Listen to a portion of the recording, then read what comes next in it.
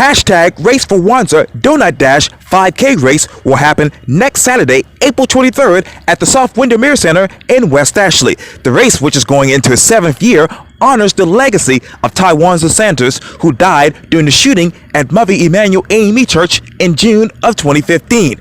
I talked with the co-organizer of this event, Michele for this edition of Quintin's Close-Ups. And if you haven't already, subscribe to my YouTube channel and like Quintin's Close-Ups on Facebook. Michele, welcome back to Quintin's Close-Ups. Thank you for having me. I appreciate it every year. You're very welcome.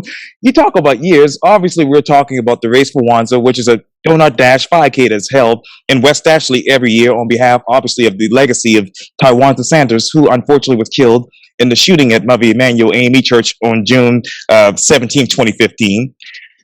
I know that you are the co-organizer of this event. What's new? What's now? Because it's coming up in a couple of days here. Next week, next Saturday. Right. So we're in the last, in the final hours, final days of this race. We are very excited. What is new? But we have a couple new sponsors this year. So we have a few new people that'll be participating, and we're super excited. Every year it's amazing to have our same sponsors that we've had for years, but it's also amazing to get new people involved, new organizations involved. So that's going to be exciting. Last year, due to scheduling, but we'll have the blood connection. You can donate. Jump castles are some of our same aspects of our race that families have enjoyed. They're going to be out there again this year, so we're super excited. You said you're excited about those organizations. Which ones that came to you, or you went to and said, "Hey, we need your help as far as sponsor," that you're really excited about? I think we have, like I said, some of our oldies but goodies. Are here. One that's true to us and our organization is the James Island Charter High School FBLA. We were, all the co-founders of the organization were a part of FBLA at some point in high school. So it was Wanza. So it's a huge, it's great to see that our high school truly supports us. And then we have, I could shout out all of them, but there's, like I said, there's a few new ones. We have some old ones. We have the blood connection is going to be out there. So you'll be able to donate blood if you would like. O'Shea Law Firm, they've supported us for years. So they're goodie but oldie that, that's back in supporting. We have a few new ones. Building Independence Together. They're a newer sponsor. So we're excited to have them involved. And so a couple other ones, but like I said, we've had a solid foundation of supporters over these last 7 years. So we're super excited to have them, new ones, old ones, just be with us on this amazing day. You talk about foundation. What has the foundation been like for this race over the past 7 years? So if I start from the very beginning, it was just, a lot of just our close family at the beginning supporting us, which is fine. And so over these last 7 years, we've been able to gain and build connections with our sponsors. And we've been able to have a solid foundation of showing people what we're capable of, showing people what our organization is about. And so we've been able to progress with, our sponsorships, with our sponsorships as well as our scholarships. So our first scholarship, I think we gave out was $250, which was to a student at James Island Charter High School. And now we're able to give out 3 $1,000 scholarships and then 2 $500 scholarships. So we've been able, I think that's one of our biggest accomplishments throughout these 7 years, is to be able to raise the money to give back to the students in our community. And I'm going to get back to that in just a second, but you talk about obviously building and gaining, connections in the community. What do you want to build on next? That's a good question. I think really, I think a lot of organizations, especially nonprofits, we struggle with just consistency within our community. And so we just really want to um, be able to reach a wide net of people. And I know that takes some time.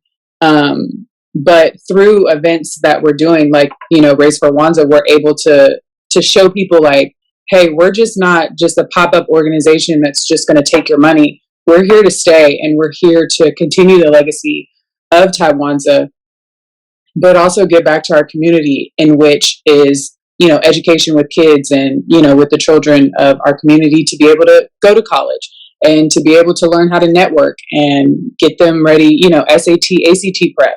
Yes. So there's a lot of, little things that we do that, if you donate, we're going to tell you exactly down to the penny where your money is going. Yeah. And I know sometimes people have a hard time trusting nonprofits in that capacity, because they want to be able to be like, hey, if I'm donating, I want to be able to see where my money is going.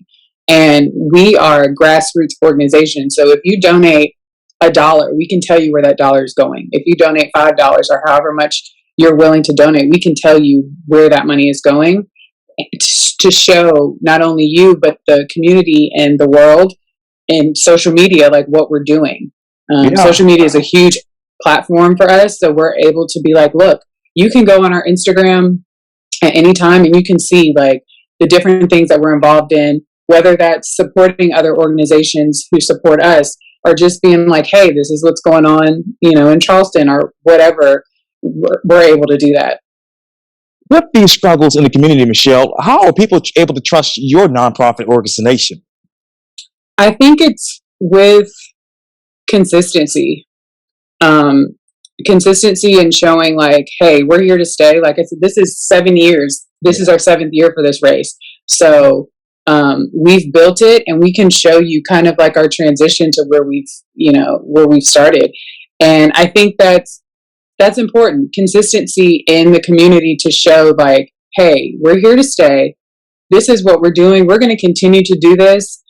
Whether it's, only a couple people that support us, we're going to continue to do this because we believe in what we're trying to do for the community. How were you able to, what was your approach to this transition that you are currently at right now, from where you started to right now? I think, and I can't take credit for all of that. My brother, Dominique Gray, is a huge, huge person in the foundation of, where we've come to this race. And so I think it goes back to like some of our sponsors. We've had sponsors that have, been with us for a while, but it's like, hey, I'm going to trust you. And what are you guys going to do? And we put on an amazing event. Yes. And it's a good, family friendly, like fun event. And I think when, we've like one of our newer sponsors, went and speaking with her, she said, I've seen you guys over the last couple years, just through some friends that have participated. And I really love what you guys are doing. So it's now my turn to step up and, be a part. And I think that shows that like, there's people watching us, but they want to see, what we're doing. This isn't just a one shot thing. Like we're doing, multiple things over the course of these years. And I think like, because we've, to say like 7 years, you're like, oh, but we've put in a lot of work over these past 7 years to go from, like I said, just our family, like my mom and, our close families participating, to strangers who now can, we'll mail you your raise packets and you can participate from wherever you are in the country. And so I think that's something that's truly, helped us over these last couple of years. Speaking of which, how many people have actually signed up thus far? I don't have the actual count because it changes, but I think my brother told me the last time it was like 150. So typically we get like a rush of people the last like 2 weeks, And then a lot of people like the last like couple of days, and then the day of. So we still do day of registration, which is really helpful because you have friends we have people and participants that'll just show up, like come be like, hey, last minute, I'm ready to run, I'm ready to support, I'm ready to eat some donuts. So that's amazing. And how many of those people who sign up on the day of were there last year? So if I look at like for instance last year's race, we had probably like 75 people sign up the day of, and some of them are just, hey, I just saw it, I just heard about it and I wanted to come out. And some are the ones like we've known, they're like, I thought I was going to be out of town, but I'm not, so I decided to come. So it's a lot of people who last minute plans, and we're thankful for it. Yes, I'm kind of, I hate that your plans got canceled, but I love that you're able to come out and support. And speaking, overall, when you think of the registration numbers, how much are those registration numbers up by versus the 2019 numbers? I think compared to like 2019, we have more people that planned ahead to be there. I think 2019, we had a lot of people that were I'm just going to sign up the day of. So we had way more people signing up the day of. And in the more recent years, we've had people register way ahead of time to make sure that they get their shirt, to make sure they get their shirt and their size. So our shirts are in. We're super excited. I can't wait for everybody to be running in their donut shirts. Yes. Yeah, and when I talked with Irv Batten with the Cooper River Bridge Run a couple of weeks ago prior to last week's race, he said there were obviously they announced that there were supply chain issues and a lot of people didn't get their medals, that is, because of the supply chain issues. Did you all have any supply chain issues? This year, we did not. And I'm very thankful for that. Last year, different story. I'm a lot calmer this year because we got our shirts in. All of our shirts came in last week. I just picked up our medals. All of them are here. So I'm super excited.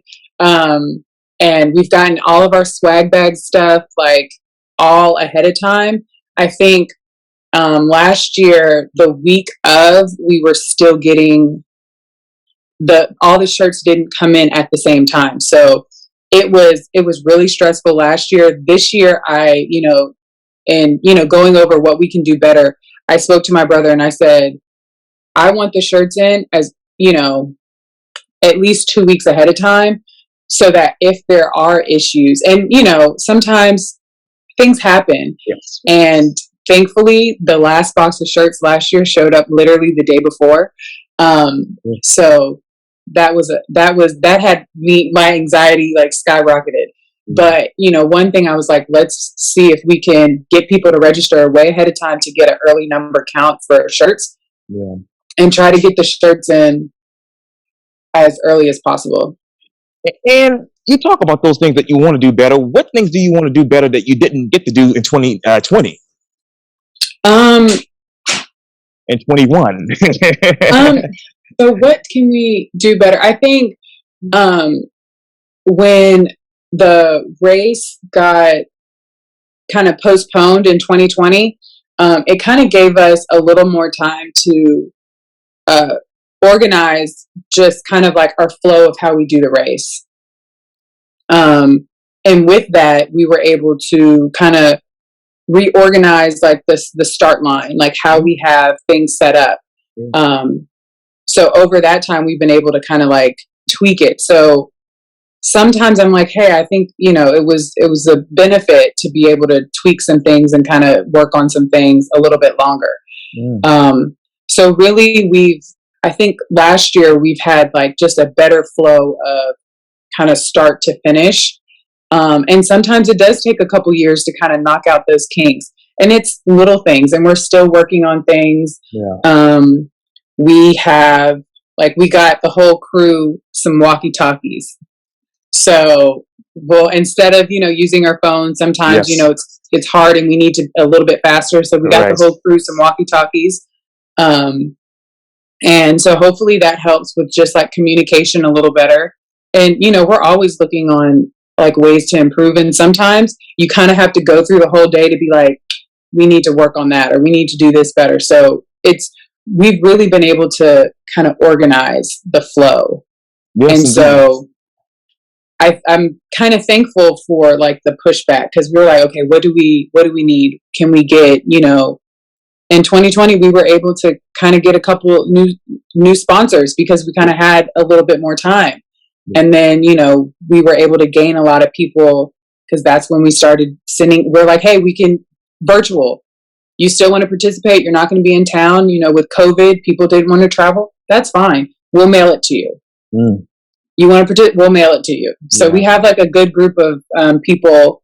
I want to say maybe like 15, 20 people who signed up virtually. So they'll be getting their race packets ahead of time. And they'll be able to tag us on Instagram and Facebook.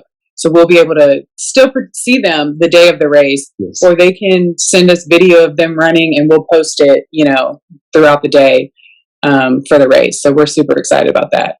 And that's my next question for you. Will you all keep this virtual option permanently?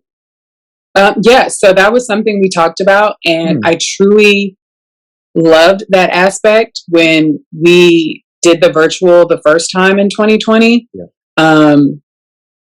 It let us have a connection with people that weren't in Charleston, whether that's friends and family or just strangers that were like, hey, I really want to participate. Can I? And I think last year the last like 2 years, we've still done it, 2020, 2021. And we have people in California and Pennsylvania, in New York, Florida. Like we've had people kind of all across the country that have participated.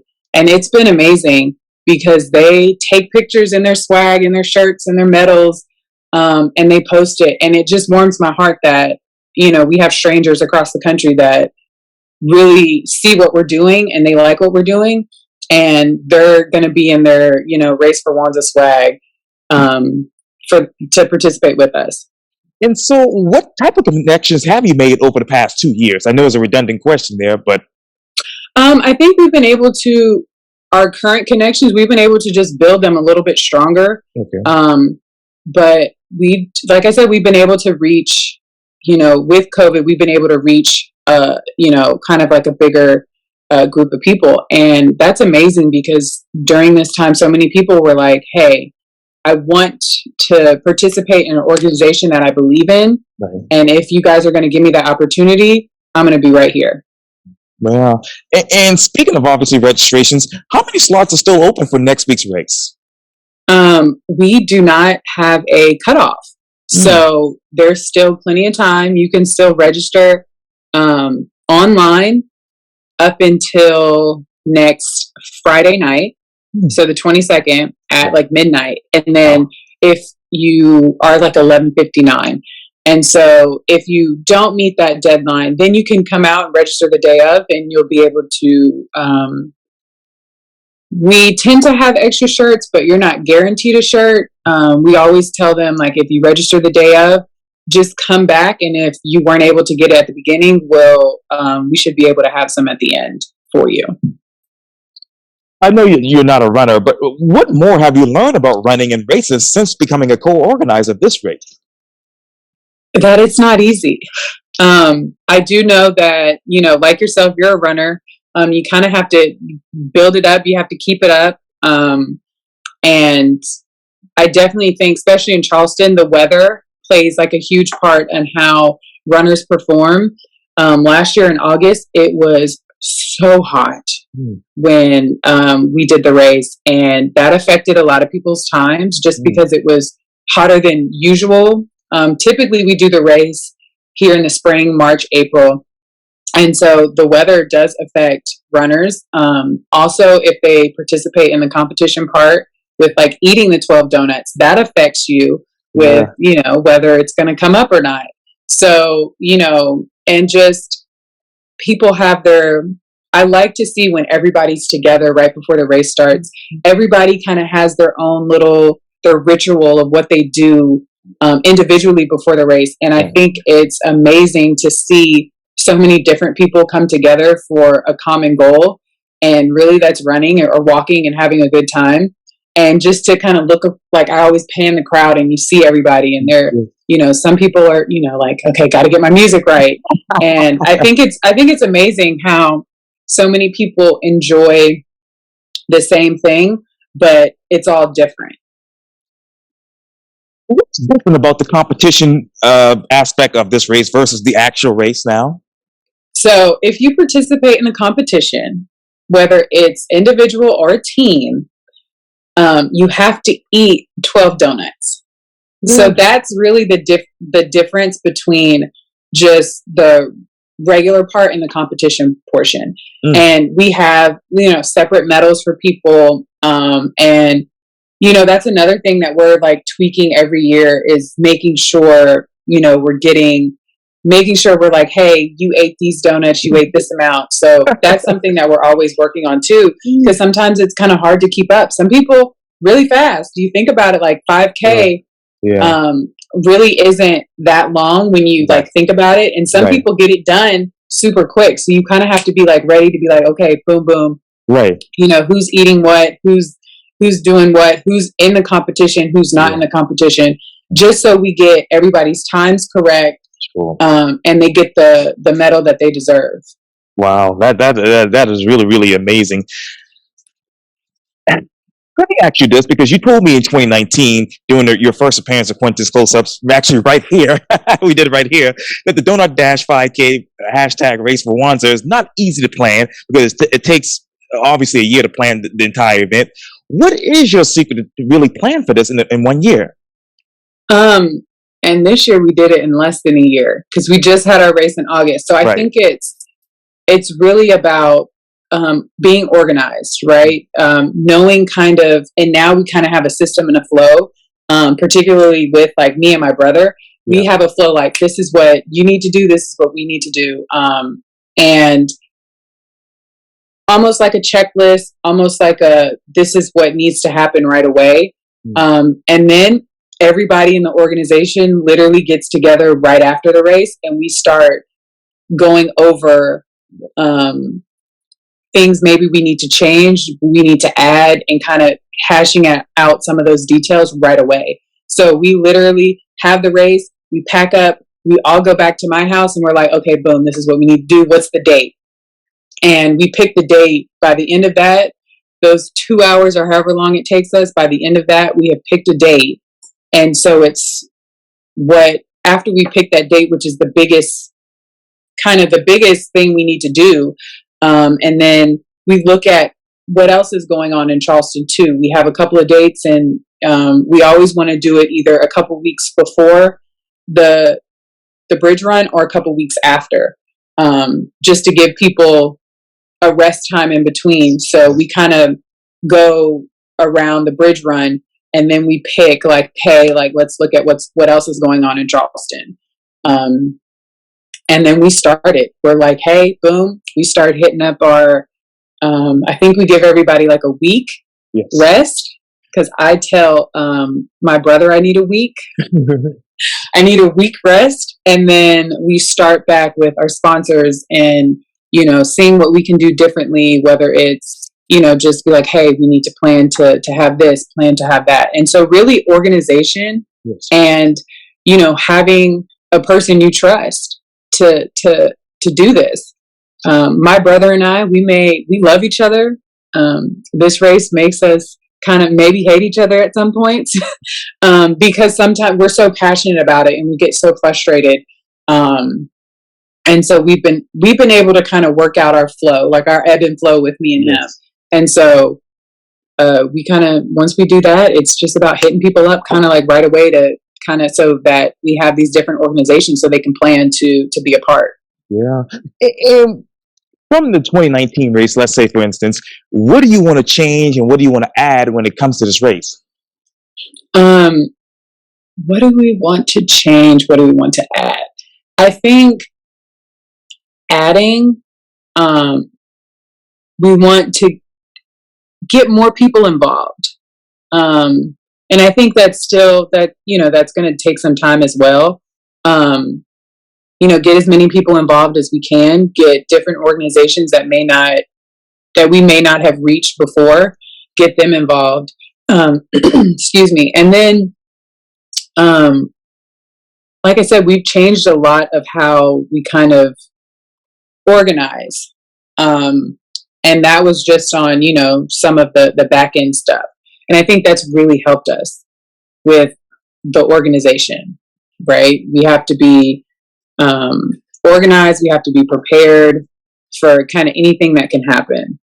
And so we kind of talk about all that. And I think that's mainly what has changed compared to 2019 to what's now going to be our 2027 year. So we're excited. And I know you also told me in the last interview that social media has helped with the success of this particular race. Yes. How has this race grown with the help of social media? I think when you have a nonprofit, social media is how you're able to reach the most people. When you're able to show kind of, even with the aspect of lives, you can kind of show people like what you're currently doing, what your organization is about, kind of like right then and there.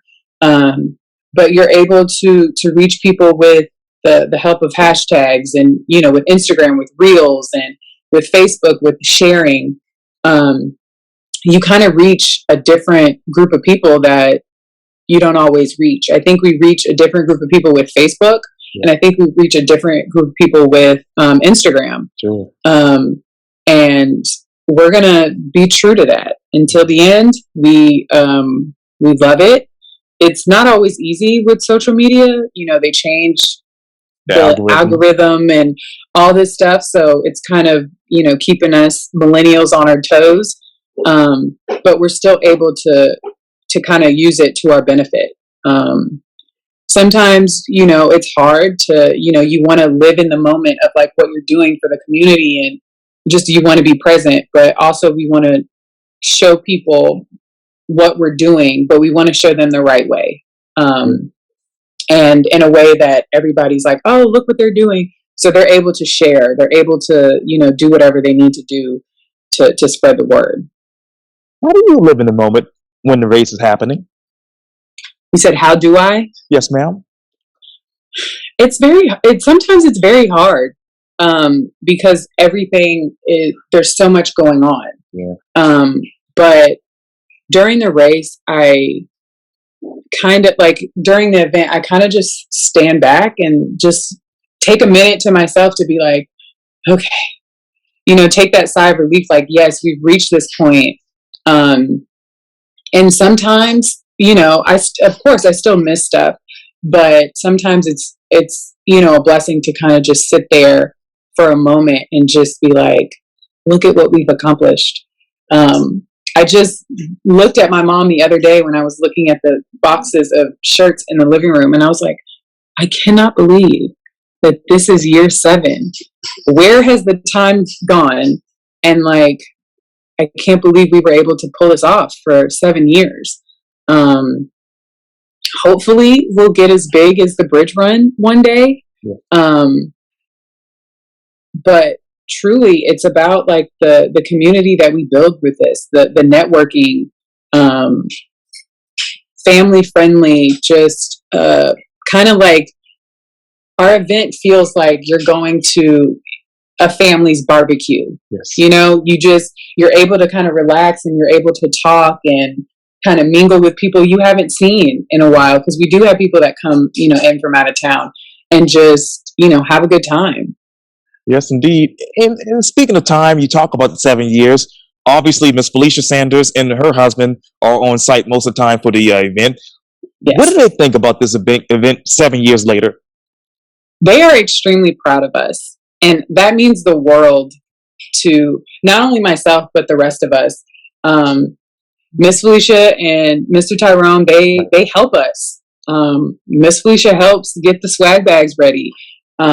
She kind of knows, their family knows kind of like behind the scenes of what's going on as well.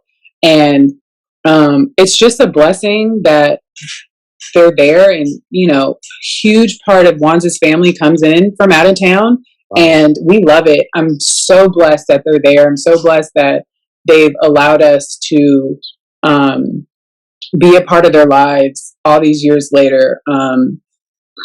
It's, like I said, it's a blessing. I'm always happy that they're there.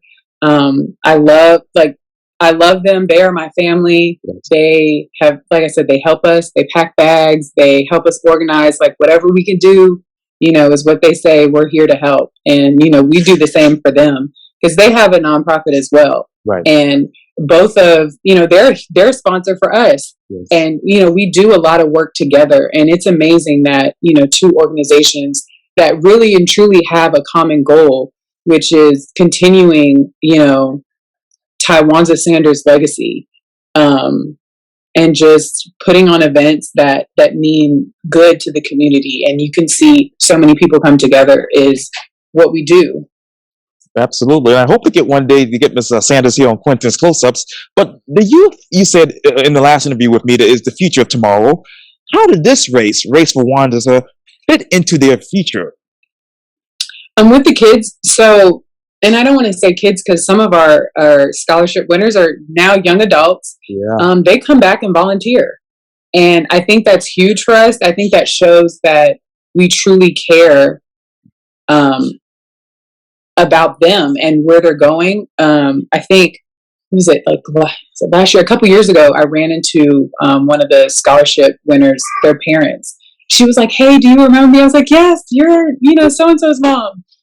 And I ran into her at, the outlet. And it's just amazing to kind of build that like close-knit community with them. We always invite them to be a part of the race and be a part of even the events that, the Sanders family puts on, because they got a scholarship in, a young man's name. Mm-hmm. And they want to see kind of like, hey, like, this man was a really incredible young guy. What else can I do to be, like him? Like, I won this scholarship in his name. So like, let me give back to, a person that would give back to me. And which one of these particular scholarship winners actually resembles a young Tywanza? So when we do our scholarship application, the young adults, I don't want to say children, the young adults, they have to tell a story, or they have to answer a couple of questions, but they also have to do the research of who Tywanza was. And that's how we're able to pick someone based on how they write their words. And, a lot of them is their passion for continuing their education.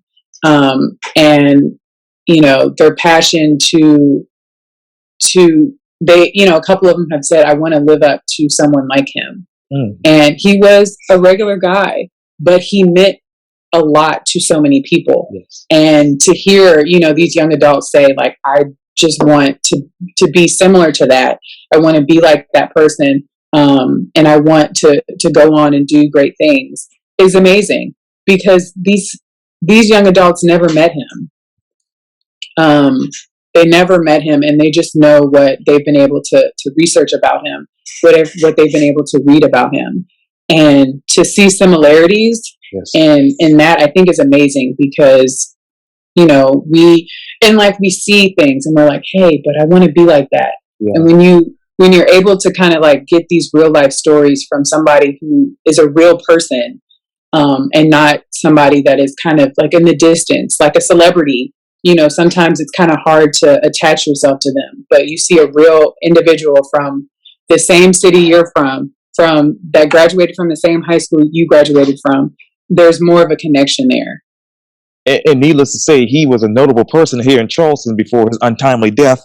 And I know right here at the law firm, when we did the interview in 2019, I didn't notice, but you told me, hey, he used to work at Krispy Kreme's. Was he ever a runner too? Tywanza kind of did everything.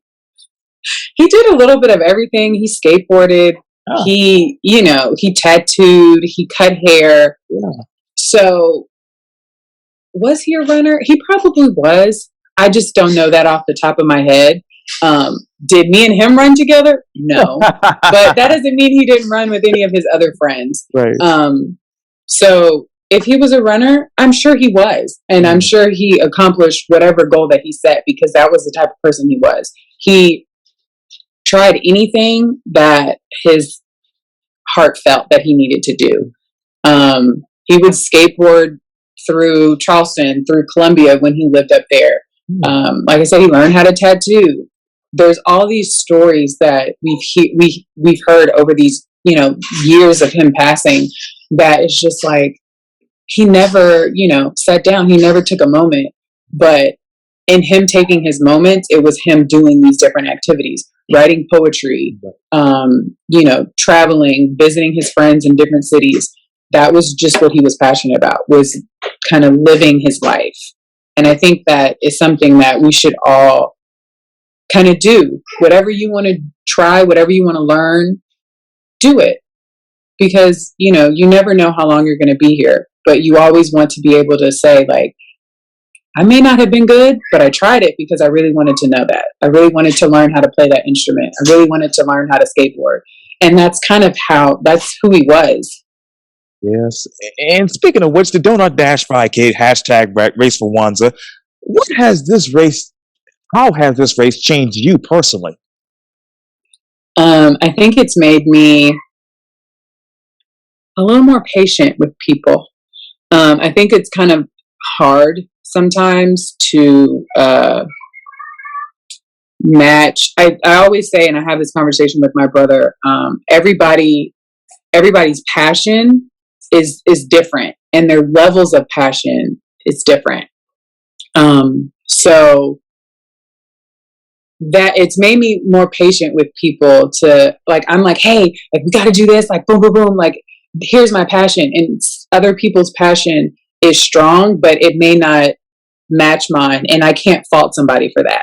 So it's made me patient in that. Sometimes it is frustrating because I'm like, no, I want, this, but I kind of have to adjust and be like, okay, they're passionate, but they have to do things on their own time. Yeah. So I can't fault anybody for their passion not being where my passion is. And speaking of time, let's right through it. Who, what, when, where? So, Race for Achievement is putting on an amazing 7th annual Doughnut Dash, hashtag Race for Wanza, next Saturday, April 23rd. The race starts at 9 o'clock in South Windermere. We kick off. The start line is at It's a Cool School in South Windermere behind Earth Fair. And if you want to get there early to get your stuff. We say we're going to start at 7 o'clock. You can come get your swag. You can register. And then we have our volunteers that get out there at 7 as well. Wow. My brother and I get out there about 5:30. And then it's still dark out there. Right. But if you want to volunteer, you can always hit us up on social media. On Instagram, it's Race for Achievement, as well as on Facebook. And is that the same way to do as far as registering? You can go to our Instagram page, and we have a link that'll take you to the Eventbrite. You can also search Race for Wanza Doughnut Dash on Eventbrite, and it'll come up as well. That is amazing. Well, good luck to you all next week, and thank you for your time again here on Quintin's Full Sauce, Michele Gray. Thank you so much for having me. Well, you're very welcome.